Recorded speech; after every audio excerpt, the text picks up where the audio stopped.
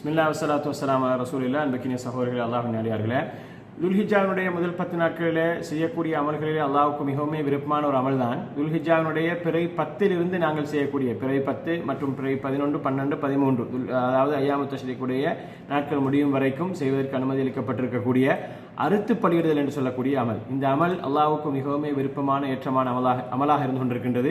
இல்லாமல் அல்லாஹு தஆலா திருமறை தொடர்பாக நிறைய இடங்களில் சொல்லி காட்டுகின்றான்.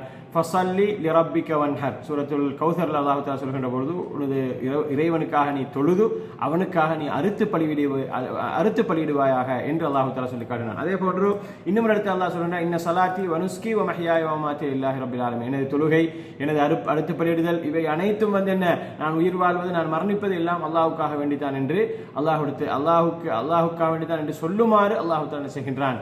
ரசூலுல்லாஹி ஸல்லல்லாஹு அலைஹி வஸல்லம் அவர்களை பார்த்து சொல்லிக் கொண்டிருக்கின்றான். அன்புக்குரிய சகோதரர்களே, அல்லாஹ்வின் அடியார்களே, அதே போன்று அல்லாஹு தஆலா